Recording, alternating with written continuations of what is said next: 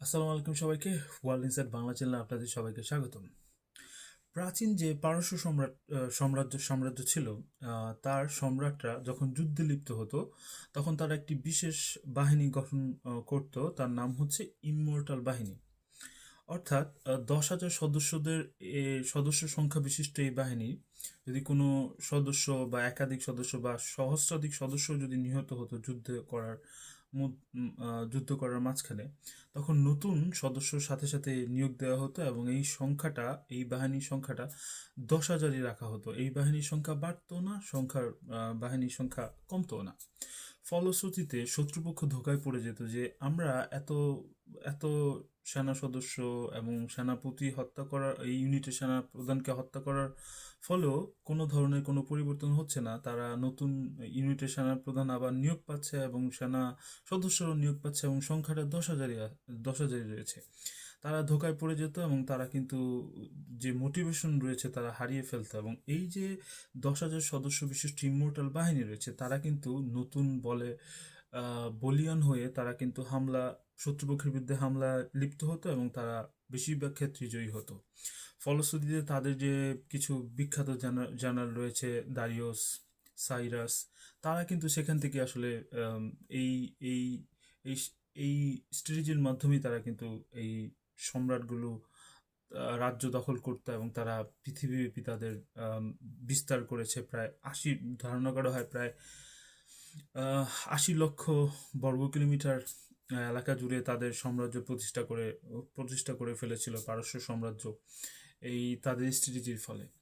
এবং ইরান কিন্তু এই স্ট্র্যাটেজি ফলো করছে বর্তমানে, যে তাদের যদি কোনো জেনারেল হত্যাকাণ্ডের শিকার হয়, শহীদ হয়, তাহলে সাথে সাথে তারা আবার নতুন আহ, সেনা জেনারেল, সেনা প্রধান এগুলো তারা নিয়োগ করে।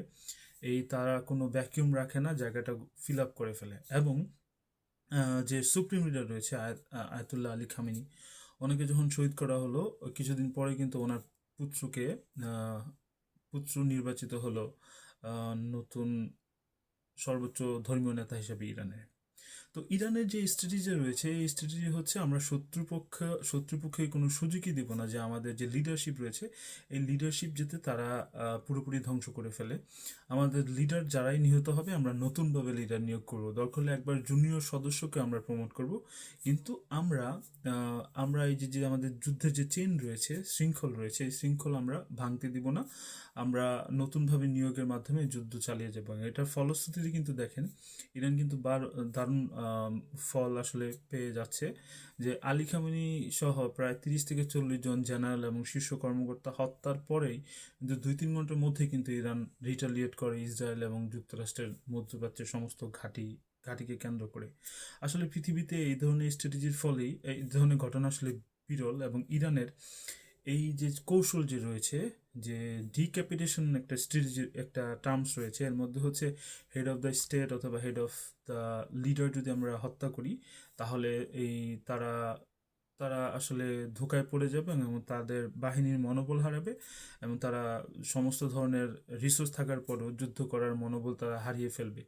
এই ইসরায়েলের ডিক্যাপিটেশন যে স্ট্র্যাটেজি রয়েছে, এটার কাউন্টার হিসাবে ইরান কিন্তু আসলে ইমমর্টাল স্ট্র্যাটেজি তারা দাঁড় করায়।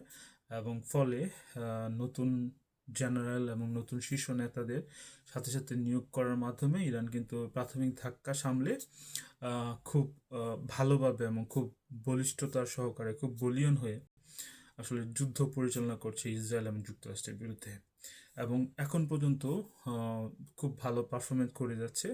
আসলে পৃথিবীতে যেই পারফরমেন্সটা ইরান দেখাচ্ছে, তাদের জেনারেল প্রায় ধরা যায় যে কয়েকশো জেনারেল এবং ক্যাপ্টেন্স, এই টাইপের র্যাঙ্কের কর্নেল র্যাঙ্কের আইআরজিসি এবং নেভি, এয়ারফোর্স, তাদের গ্রাউন্ড ফোর্স, এই সদস্যদের হত্যা করার ফলেও যে ইরান যে পারফরমেন্স করছে আসলে পৃথিবীতে খুব বিরল। এই ধরনের দৃষ্টান্ত অন্য কোনো কান্ট্রি দেখাতে পারবে কিনা সন্দেহ। আপনারা দেখেন, যখন সাদ্দাম হোসেনকে আক্রমণ করলো এবং তাকে যখন ধরে ফেললো, তার কিছু জেনারেলকে যখন হত্যা করলো, তখন কিন্তু খুব কিছুই করতে পারেনি ইরান। এবং লিবিয়াতেও তাই, যে বড় বড় কোনো নেতাদের যদি হামলা করে মেরে ফেলা হয় বা তাদেরকে তাদের ফাংশন করতে না দেওয়া হয় তাহলে ওই সিস্টেম কলাপস করে। কিন্তু ইরানে কিন্তু এর উল্টা হয়েছে যে এত এত শীর্ষ জেনারেল, এত এত সামরিক কর্মকর্তা, এত এত মন্ত্রী এবং সুপ্রিম লিডার হত্যা করার ফলেও কিন্তু ইরান কিন্তু আসলে যুদ্ধ চালিয়ে যাচ্ছে এবং প্রতিদিনই ধ্বংসাত্মক ধ্বংসাত্মক আহ, কাজ করে যাচ্ছে তার শত্রু বাহিনীর বিপক্ষে।